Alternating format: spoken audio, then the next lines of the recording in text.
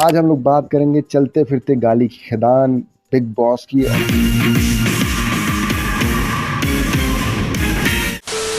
और OTT platforms की, और ये भी समझेंगे इन लोगों को रेगुलेट करने वाली बॉडी कितनी है, क्या क्या लॉज इसके रिगार्डिंग है और कितना फॉलो किया जाता है, इस चीज़ को भी समझेंगे। जब भी हम बिग बॉस जैसे ओटीटी प्लेटफॉर्म की बात करेंगे सच एज नेटफ्लिक्स, अमेजोन, तो हमारे दिमाग में सबसे पहली ये चीज़ आती है, क्या बिग बॉस में, ओटीटी प्लेटफॉर्म में सच एज नेटफ्लिक्स, अमेजोन में गाली देना अलाउड है? तेरी मैं भी वहां मारूंगी फिर वहां बाद में निकलने के बाद में हाँ, फिलहाल आप सब देखते हैं कितना अलाउड है। सबसे पहले हम लोग ये समझेंगे कि ओवर द टॉप प्लेटफॉर्म होता क्या है।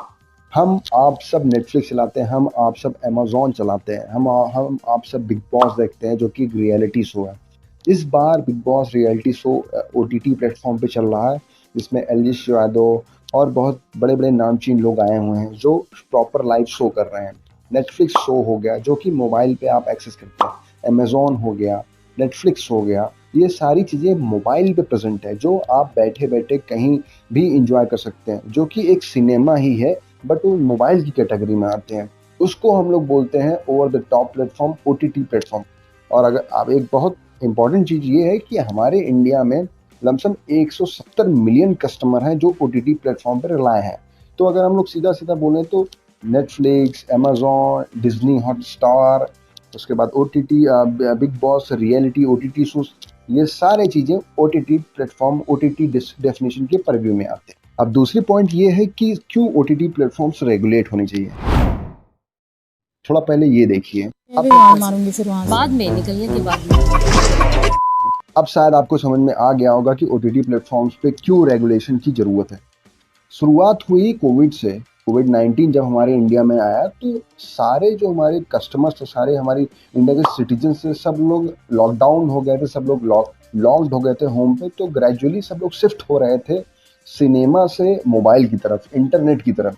उसी time web series, web shows, reality shows का बहुत ट्रिमेंडस क्रेज हुआ, और एक लंबी और एक बड़ी ऑडियंस शिफ्ट हो गई थी मोबाइल्स पे। मोबाइल्स पे ही वो पिक्चर्स को, वेब सीरीज़ को एक्सेस करती थी। अब उसमें बच्चे भी थे, उसमें बुजुर्ग भी थे, उसमें मिडिल क्लास के लोग भी थे। 18 प्लस कंटेंट भी थे और लेस देन 16 प्लस भी कंटेंट थे, हर प्रकार के कंटेंट्स थे। बट कोई ऐसी बॉडी ही स्टैब्लिश उस टाइम नहीं थी जो ओटीटी प्लेटफॉर्म को रेगुलेट करे। अब अगर हम लोग वेब सीरीज़ की बात करें तो कॉन्ट्रोवर्सीज बहुत सारे वेब सीरीज हुए। एक तांडव करके वेब सीरीज था, वो भी बहुत कंट्रोवर्शियल हुआ था। रिसेंटली में एक आदि पुरुष इवन मूवी थी, वो भी बहुत कंट्रोवर्शियल हुई थी, जो रिलीजियस सेंटिमेंट से रिलेटेड होते हैं। इन सारे चीज़ों को देखने के लिए एक बॉडी होना बहुत इंपॉर्टेंट है। एक साधारण एग्जांपल से अगर हम लोग ये समझे कि हम सब बिग बॉस देख रहे हैं, बिग बॉस शो में भर भर की गालियाँ हैं। कहीं न कहीं जियो सिनेमा, बिग बॉस रियलिटी के जो डायरेक्टर प्रोड्यूसर्स हैं, जब भी गाली आती है वो बीप साउंड लगा देते हैं, जिससे हमारे पब्लिक में एक ऑब्सैनिटी और एक डिसेंसी मेंटेन रहे कि हम एक अच्छा शो चला रहे हैं। बट कितना अच्छा है आप सब जान रहे हैं। तो इन्हीं सारी चीज़ों को रेगुलेट करने के लिए एक बॉडी होनी चाहिए, एक लॉ होना चाहिए, एक लेजिस्लेचर होना चाहिए। अब हमारे इंडिया में जो प्रिंट और ब्रॉडकास्ट मीडिया है, उसके लिए सेट ऑफ लॉज बना दिए गए हैं।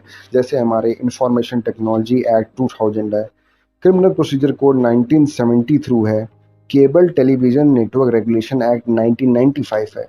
ये सारे एक मैंडेटा बनाए हुए हैं। आप सब टीवी पे भी देखते हैं, जब भी कोई टेलीविज़न शो आता है, जब भी कोई प्रिंट शो आता है, उसके नीचे एक डिस्क्लेमर लगा रहता है। उसके नीचे एक ऐड, उसमें एक ऐड आता है कि इस नो स्मोकिंग, कोई भी एयर पोल्यूशन ना हो, और क्या कहते हैं, कोई डेड बॉडी दिखाई ना जाए, कोई वायलेंस को प्रमोट ना किया जाए। ये सारी चीज़ों को प्रोहिबिटेड किया गया है प्रिंट और ब्रॉडकास्ट मीडिया में।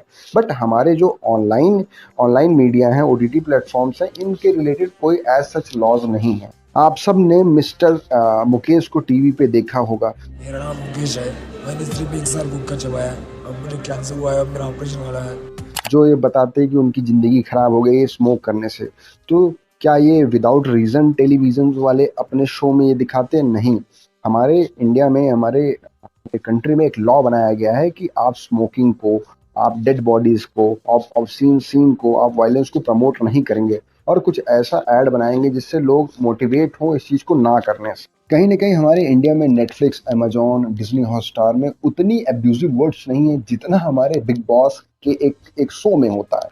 अगर हम बिग बॉस के एक शो की बात करें, अगर हम उसमें गाली की ही केवल बात करते तो उसमें मोर देन करोड़ से ज़्यादा तो गाली ही है, शो की तो बात ही छोड़ दीजिए।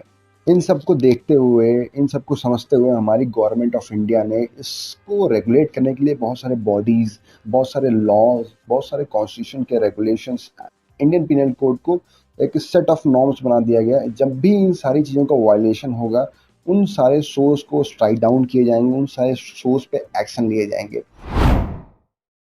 अब सबसे पहली बॉडी बनाई गई हमारे इंडिया में इंफॉर्मेशन एंड ब्रॉडकास्टिंग मिनिस्ट्री। ये एक मिनिस्ट्री है जो जब भी OTT प्लेटफॉर्म्स पे कोई भी शोज रिलीज होगा, ये उन सारी चीज़ों को मैनेज करेगी, देखेगी। अगर उससे रिलेटेड किसी की कोई ग्रीवेंसेस है, वो चाहे तो डायरेक्टली इस बॉडी को रिपोर्ट कर सकती है। अपार्ट फ्रॉम दैट, जो OTT प्लेटफॉर्म्स होते थे वो अपने आप में ही एक सेल्फ कंट्रोलिंग बॉडी बनाए थे। उन्होंने पहले ही एक बॉडी बना दिया था कि हम जब भी हमारे OTT प्लेटफॉर्म्स की मूवीज रिलीज होगी, हम इसको खुद ही देख के बनाएंगे। ये तो वही बात हो गई कि आप अपने ही केस में खुद ही जज हैं। अब हमारे इंडिया में कुछ लॉज हैं जो इन सारी चीज़ों को रेगुलेट करते हैं। सबसे पहला आर्टिकल 19(1) सब क्लॉज 3। इसको हम लोग साधारण तरीके से समझते हैं, हम आप सबके पास राइट है अपना फ्रीडम ऑफ स्पीच और एक्सप्रेशन का। हम आप सब अपनी बातें किसी के सामने रख सकते हैं, हम आप अपनी बातों को किसी को भी कर सकते हैं। अब हम बिग बॉस शो की बात करें तो बिग बॉस शो में हर कोई फ्री है कुछ भी कहने के लिए। बट इसके साथ ही साथ एक रिस्ट्रिक्शन भी हमारे कॉन्स्टिट्यूशन ने इम्पोज किया है कि आप जरूरत से ज़्यादा भी नहीं बोल सकते, आप हमको गाली नहीं दे सकते, आप किसी पब्लिक प्लेस पे खड़े होकर न्यूसेंस नहीं कर सकते। इस चीज़ का प्रोविजन दिया हुआ है हमारे कॉन्स्टिट्यूशन में आर्टिकल 19 क्लॉज 2 सब क्लॉज 4 में, जिसमें हमको आपको प्रोहिबिट भी कर दिया गया है कि आप कितना बोल सकते हो कितना नहीं बोल सकते। अब तो ये तो वही बात होगी, तो हम स्टेट के खिलाफ वायलेंस स्टार्ट कर दें, हम सिविल वॉर स्टार्ट कर दें, तो ये सारी चीज़ें नहीं हो सकती। और इसको स्टार्ट करने के लिए हमारे पास मीडिया जो है वो बहुत अच्छा माध्यम बन सकता है। तो इस आर्टिकल ने एक रेगुलेशन लगा दिया है हर प्लेटफॉर्म पे, हर OTT platform, over the top platform, cinema और इवन इंडिविजुअल्स पे भी ये प्रोविज़न लगा दिया है।